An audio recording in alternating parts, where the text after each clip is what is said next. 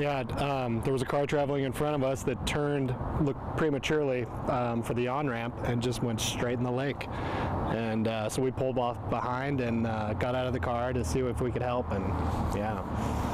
So you got off right in this area?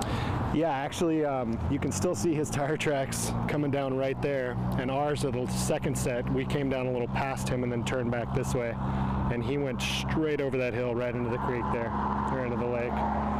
Do you remember what you said?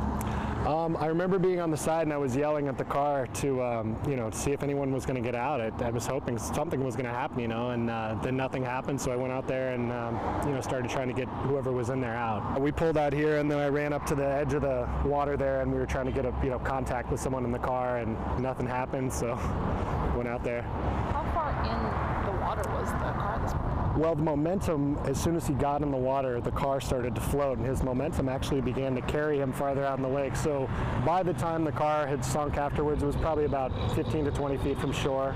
But it took maybe 3 to 4 minutes for it actually to go completely under. Originally just went right off, and I tried to grab the rear view mirror of the car and try to kind of tread water back to shore, because I stopped it from going out, but I just couldn't get enough momentum to bring it back into shallower water. So I swam around to the other side of the car and made contact with Jim and you know, made sure his seatbelt was off, and then told him to roll down the window. And as soon as the window came down, it really started to pour water through there, and we were able to, you know, shift his hips out through the window and just got him back to shore. His passengers, like, the car had turned this way and his passenger side was facing me, so I grabbed the rearview mirror and just tried to swim it back, and it stopped it from, you know, continuing out, but it, you know, too little too late. So what was going through your mind? Obviously this wasn't what you had in mind for dinner plans. Well, I don't really remember what exactly was going through my mind. I didn't even know it was cold until after a couple minutes, and my muscles just started to seize up, but it was just kind of instinct. I used to lifeguard and stuff like that, so, you know, once it started in motion, it was automatic. I didn't really, you know, think about much during the process. So you convinced him to roll down his windows?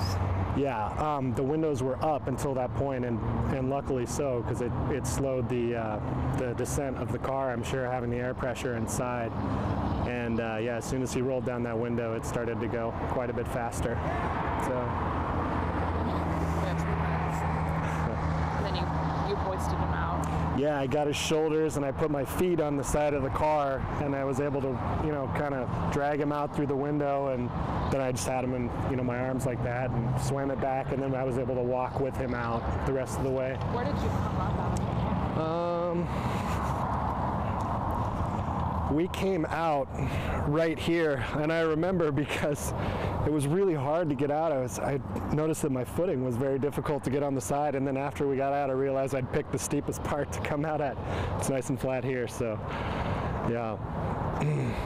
Then did you head back to your car? What happened next? Yeah, immediately we'd left our car running, and Jenna had called 911, and immediately we just got back in the car and had the heater going, and there was another gentleman, the only other person that stopped, and he stopped as soon as we had stopped, and immediately got back in his car and left, and he lives just up the street, and he came back with these huge blankets.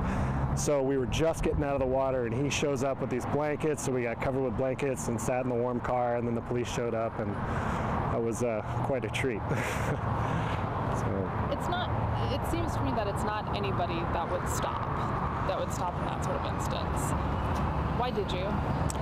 Well, I've asked myself a lot that since then, and pretty much what I've come to is, you know, it's who would I be if I didn't stop, and I just realized that that's not someone I aspire to be, and it's not someone I'd want to be, and I was just glad that, you know, in the heat of the moment, I followed who I would like to be instead of, you know, just not doing anything.